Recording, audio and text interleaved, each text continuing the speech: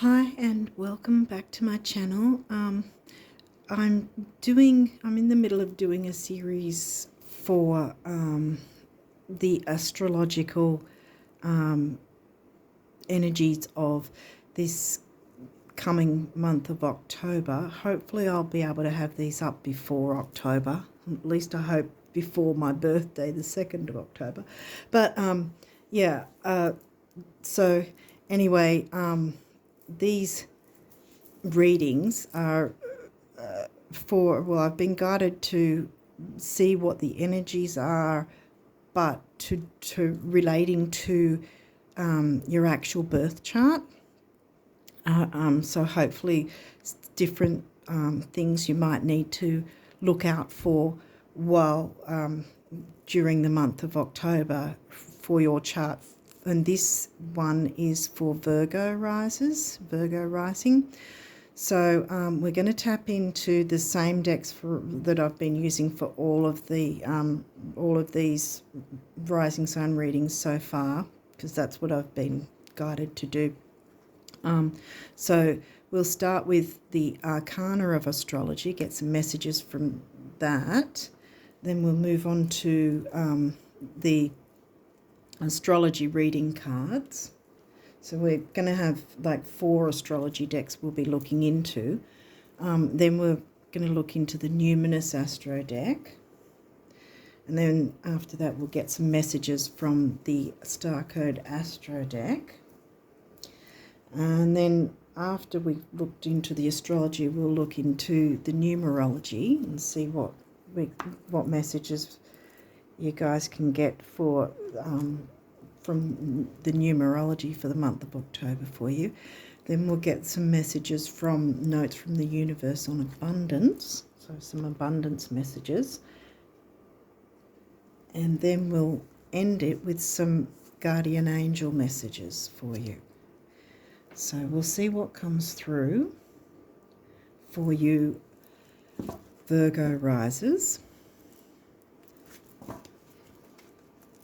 We'll see what energies, what planets, what aspects. We'll see what comes through for you guys, because it's been quite interesting doing all the different signs, because different things have come through, which pretty much makes sense that it would. And yet some things have also been very similar as well. So, I don't know. So, I guess we'll see what comes through for you Virgo risers.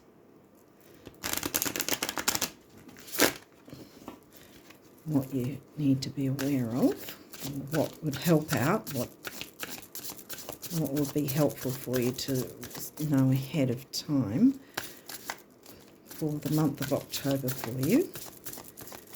What do the Virgo risers need to know about? Okay, we've got one so far. Gemini. Gemini, what's that? Your 11th house? Gemini, Cancer, Leo. No, it's your 10th house. Gemini will be your 10th house. Oh, you've got a couple here. Oh, Scorpio. Scorpio is pretty intense. 3rd house. Well, 3rd house usually is Gemini-related things, even if the 3rd house for your chart isn't actually in Gemini. Lunar Eclipse. Well, we're going to be having one of those soon enough. And Vesta. Vesta is generally about hearth and home, which is 4th house.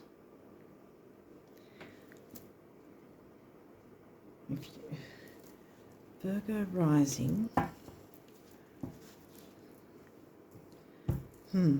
Well, you'd be definitely looking at your 3rd house. Wait a second. Isn't Virgo rising, wouldn't 3rd house be in Scorpio? Yeah, I think that's the case. Oh my goodness. Oh, wait a second. Yeah, it would be in Scorpio, but Gemini is going to be further back in 10th house. But Gemini is the themes, so to speak, of the third house.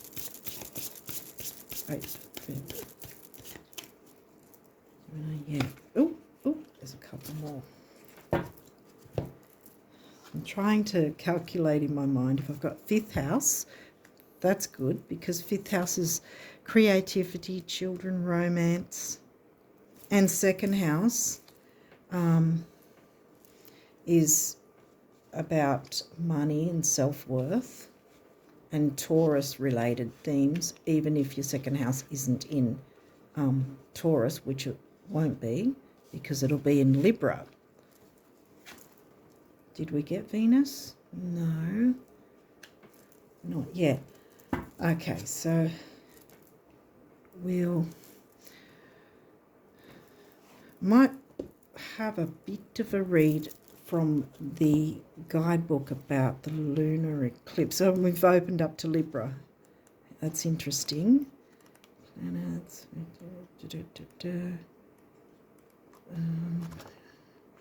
I think they're up the front. Are they? Nope. Where are you? The eclipses.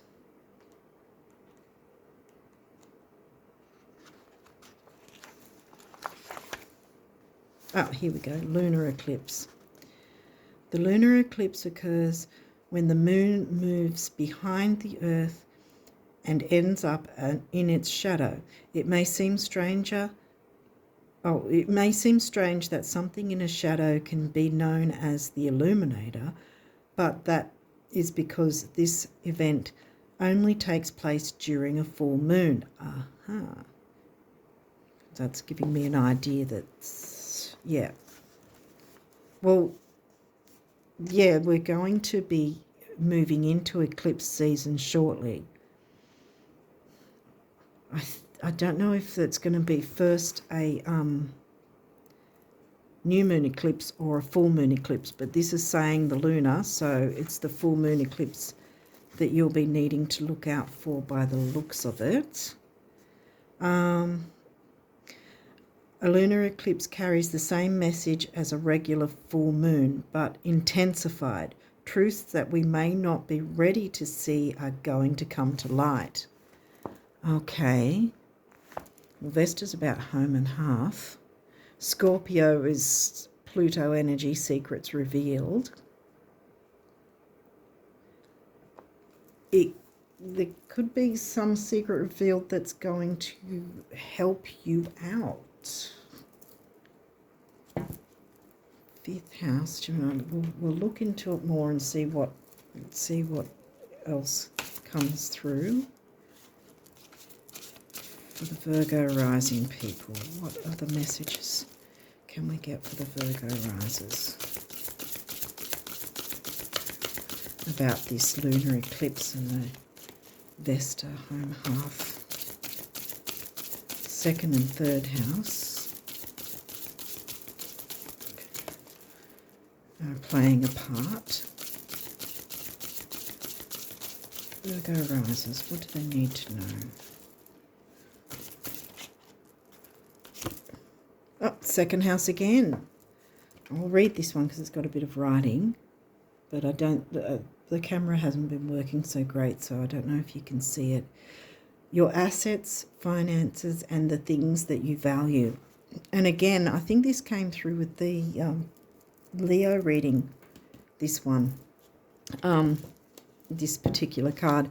And it's not just the things you value in terms of monetary and stability, but also your own value, your self-worth, you know. Because I think Virgos can tend to be self-depreciating a lot of the time when they put themselves last.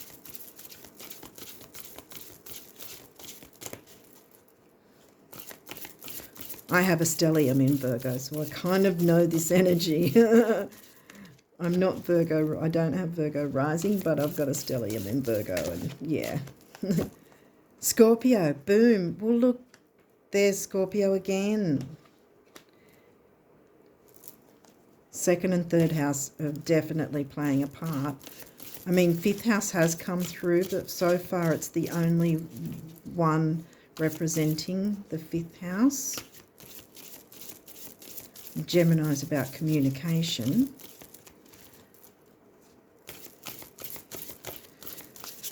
I didn't read the Scorpio card. Hang on. But it's intense energy. Scorpio's always intense. The energy is intense, masterful, thoughtful and magnetically charming, but also secretive and possessive. Well, yeah, if your third house is in Scorpio, and as I said, third house, regardless of what actual sign it is covering it, it is Gemini-related things like siblings, neighbours, cousins, short trips, early learning. What else does it involve? Oh, we've got a fourth house here. Oh, you've got a few houses running through now. Second, third, fourth, fifth. Your home and the roots of your being. Ah, yeah, Vesta, home and hearth. Okay, can we get a bit more clarification with this? Something about the home. I think, even though it says fourth house, I think it's just reiterating the home aspect. Home hearth idea. Because I think the main stars of the show are third house. Oops. And, sorry.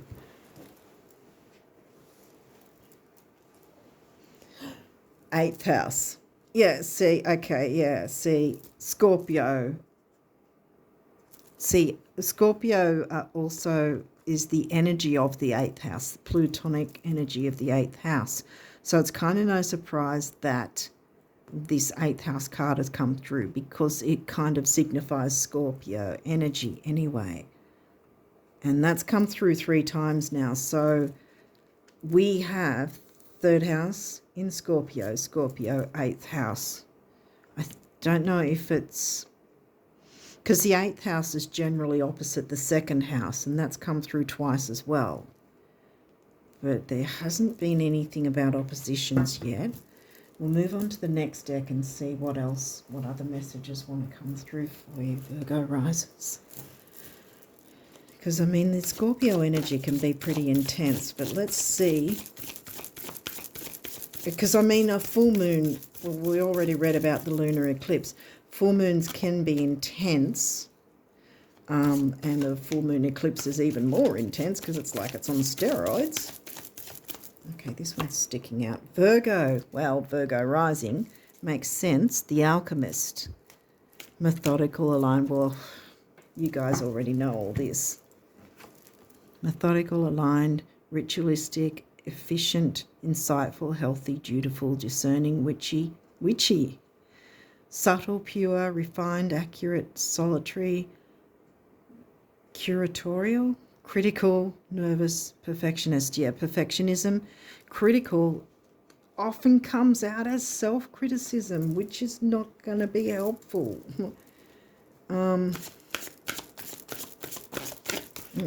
Okay. Chiron.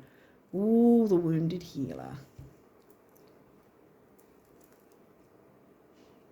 Okay, so we're looking at a lunar eclipse. Healing powers, growth, amends, release, personal development, inherited issues, self-doubt, generational trauma, shame, sensitivity, forgiveness, superpowers, divinity, cleansing, softness, pain. So there might be some Chiron wounds that need healing. Is there any other messages from this deck that you want for the Virgo risers? Anything else coming from this deck?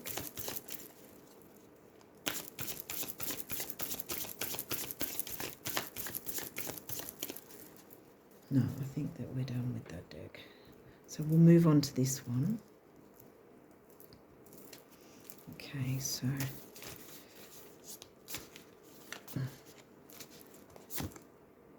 South Node. Now, I forgot to mention these do actually have reversals as well. This is in reverse. Now, the South Node is generally what's known as the thing we're moving away from. Are you holding on to something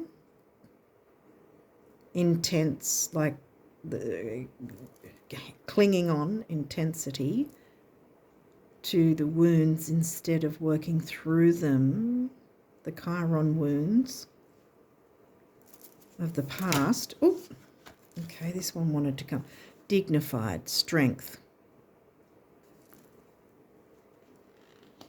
Working through them will bring you strength.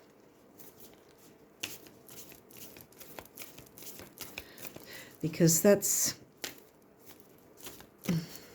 really the Scorpio energy, and Pluto is the ultimate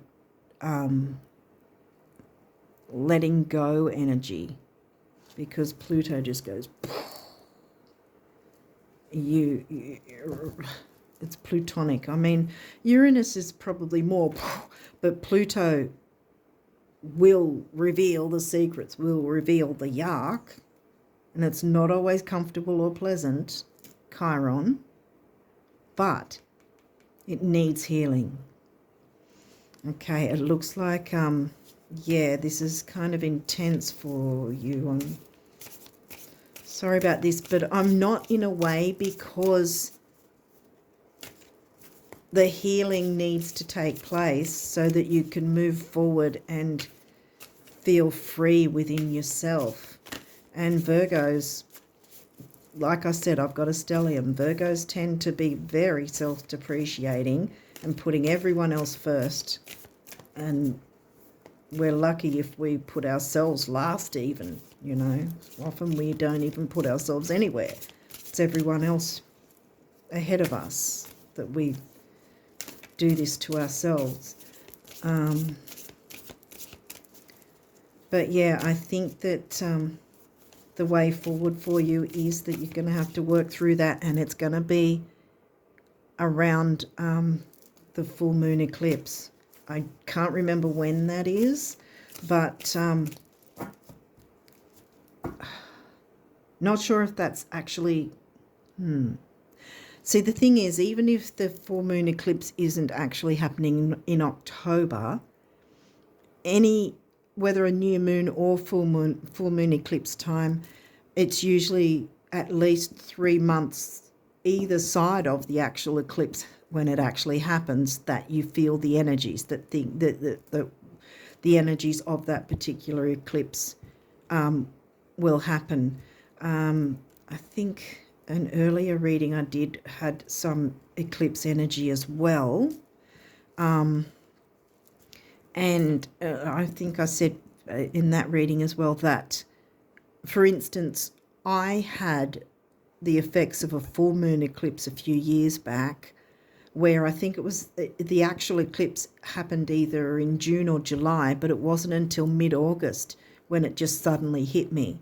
But because I wasn't aware of it, I felt like the ground was opening beneath me and swallowing me whole. But if you've already got, you know how forewarned is forearmed, as they say. So if you know that the eclipse is there and you know this is what you need to work on, then it's not going to be a jolt or a shock to you, to the system, because you'll be able to ride the wave, so to speak, of the intensity of the eclipse, because that's the whole point. The eclipse will, if you don't do the work yourself, the eclipse will do it for you, and that's when it's really unpleasant for full moon eclipses. New moon eclipses are, I think, generally much easier to deal with, because they're bringing, you know, like a new moon, the possibility, hope, and all that sort of. It's not hopeless, but it's this reading, I think, is telling you that you need to do this work and to know to do it ahead of time, just at least start doing it ahead of time, it's going to be so much less jarring for you when the eclipse happens. Because let me tell you, I've been hit a couple of times in the past when I wasn't aware of eclipses and their energy and then I was able to, when I learned about the eclipses, I was like, oh my goodness, that's exactly what went on, because I looked up the dates of the eclipses back when I was going through it, so to speak, when it was very intense for me for different reasons at different times, a couple of different times. And and had I known about it, I would have known, okay, I've got to work on blah, blah, blah. And so this, I think, is telling you this is what you need to do so that you can move forward, knowing that you're and feeling dignified, feeling like, everything is actually going to work out, because it will. Is there any other messages before we move on to the... Oh, yeah, there is. North Node now. Yeah, I think I... Well, that kind of makes sense in that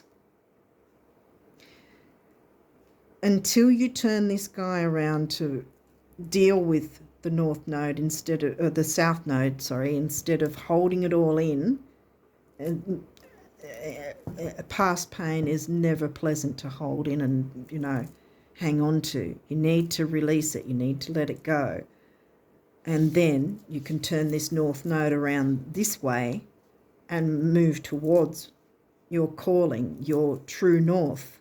By dealing with this, you can turn this around. I'm going to keep it upright, actually, even though it came through reverse, because I often see that the reversals as internal, like inner conflict or inner,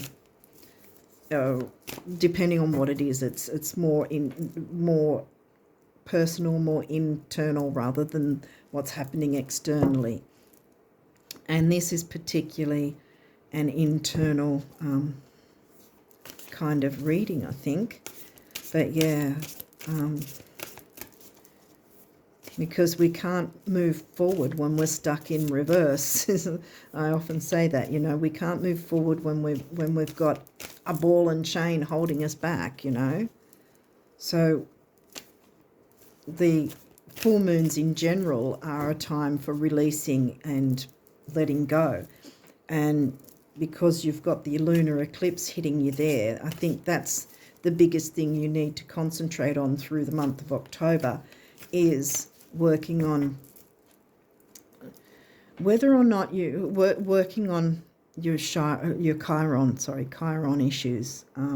I just say in general Chiron issues, because Chiron is about past hurt, but generally childhood wounds from childhood, like they're really way back with the South Node stages. So,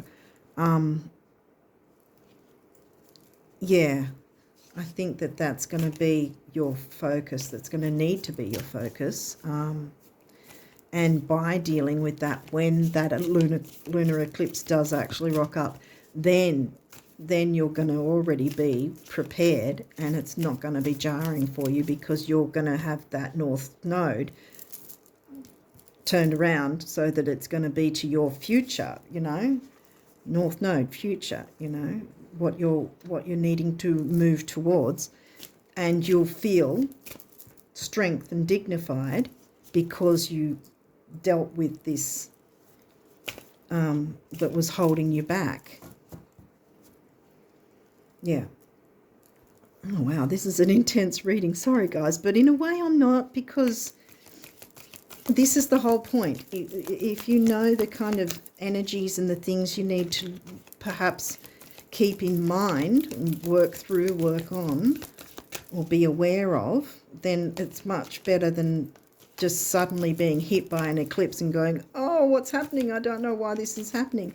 Well, you won't have to be in that sort of helpless position, because you'll already have worked through the difficulties. And like I said, you'll turn this frown upside down, as they say, and you'll have things to look forward to. So we're looking into the numerology now. I think this one wanted to come through. Moderation.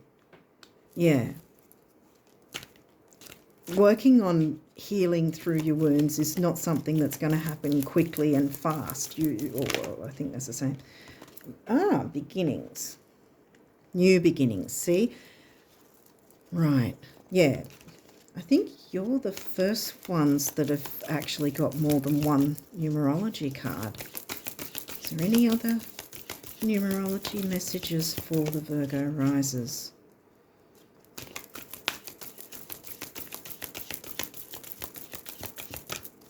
I don't think so. I think that's it. Moderation. Well, you know all about moderation because being Virgo, you're always considered and considerate and organised usually, and the only thing you're not in moderation of is self-worth, self-care. So yeah, I think self-care is going to be a big thing because that's part and parcel of the healing process in any case. Okay, I think that we're done with the numerology cards. So let's head into hang on. Sorry guys. Okay, so now we're looking at notes from the universe on abundance. So what abundance messages can the Virgo risers get? Spirit, what do you want the Virgo risers to know? That's a hang on. What abundance messages for the Virgo risers can you give us?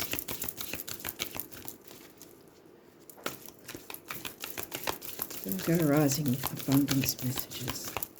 We'll get there. We'll get there. I know I'm not Virgo rising, but I feel you because of my Virgo stellium. I know what it's like.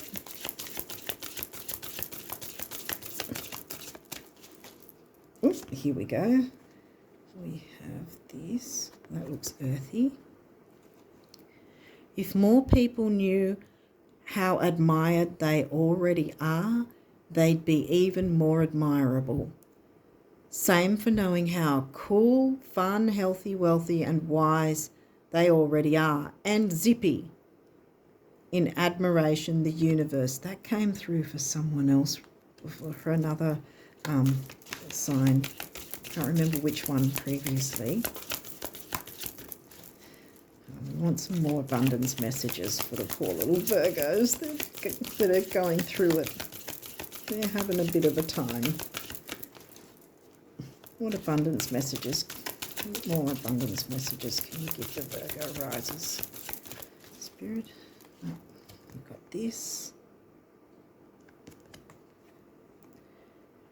Reality is not that you are weak and dream of becoming strong, poor and dream of becoming rich, alone and dream of having friends, but that you're already strong, rich and among friends. Yet at times you dream that you're not. Silly, the universe. Okay, is there any other? Yeah, see, again, you can feel very alone sometimes because you give so much, you Virgos.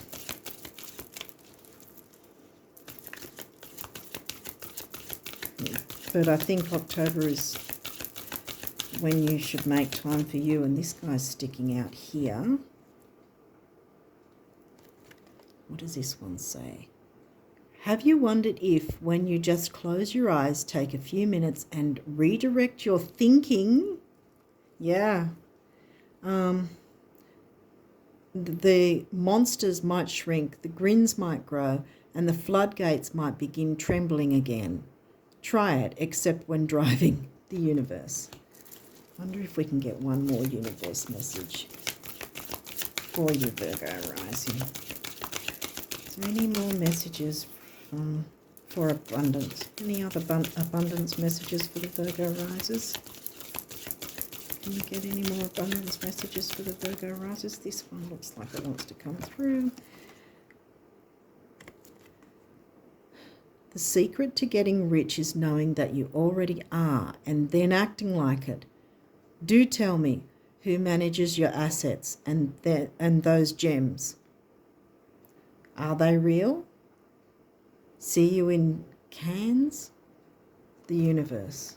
Is that Cannes, like the film festival place? Cannes. Any others, or are we done with this? I think we're done. And I'll go with guardian angel messages now.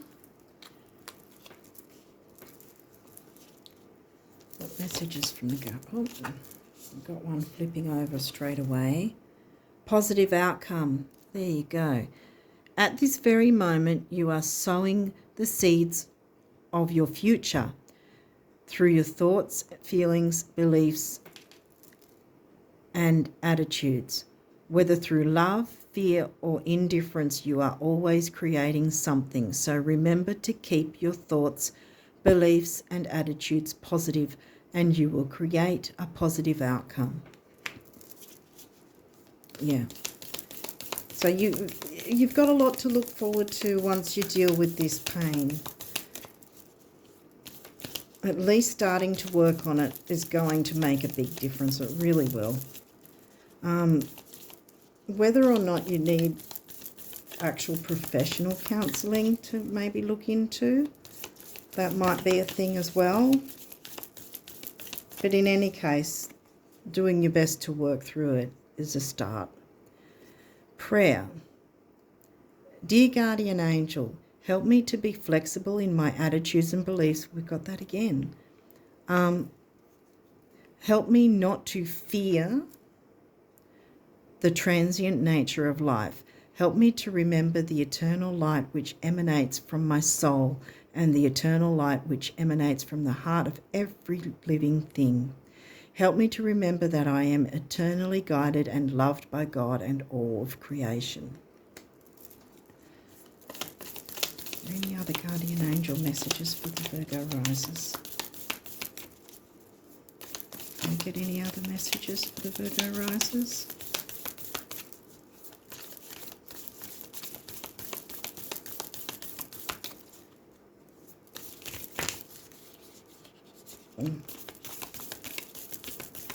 Okay, dreams.